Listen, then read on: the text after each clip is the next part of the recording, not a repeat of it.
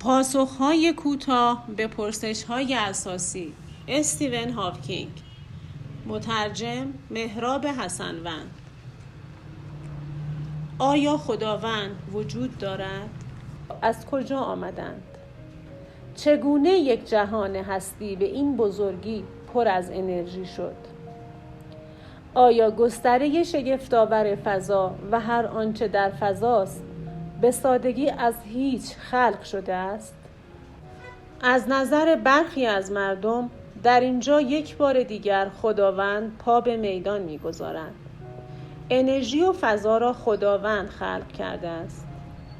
بیگ بنگ همان لحظه آفرینش بوده است. اما دانشمندان داستان متفاوتی تعریف می‌کنند. با آنکه ممکن است خود را به دردسر بزرگی بیاندازم، اما لازم است اظهار کنم که به نظر من می‌توانیم پدیده‌های طبیعی خاصی را درک کنیم که سابقاً حتی وایکینگ‌های قدرتمند را نیز به وحشت می‌انداختند.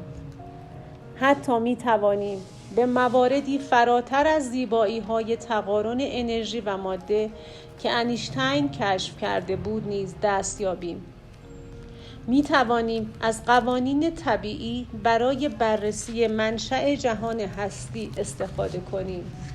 می‌توانیم کشف کنیم که آیا وجود خداوند تنها راه توضیح آفرینش جهان هستی بوده است یا خیر. من در دوران پس از جنگ جهانی دوم در کشور انگلستان بزرگ شدم. دوران سختی بود که برای هر چیز ریاضت می‌کشیدیم. به ما یاد داده بودند که هرگز نمی‌توان هیچ چیزی را به سادگی به دست آورد. اما اکنون پس از یک عمر کار و تحقیق می‌دانم که کل جهان هستی به سادگی و کاملاً رایگان به دست آمده است.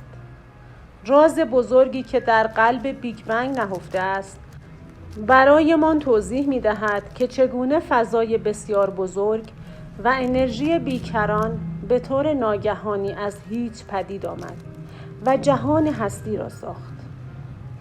این راز بزرگترین و عجیبترین حقایق در مورد جهان هستی را در بر دارد. قانون فیزیک وجود چیزی به نام انرژی منفی را تأیید کرده است. برای درک هرچه بهتر این مفهوم بسیار عجیب، اجازه بدهید با یک قیاس ساده به شما کمک کنم.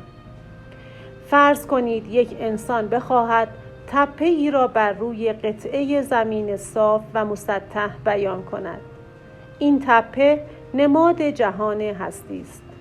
برای ساخت این تپه باید گودال بزرگی را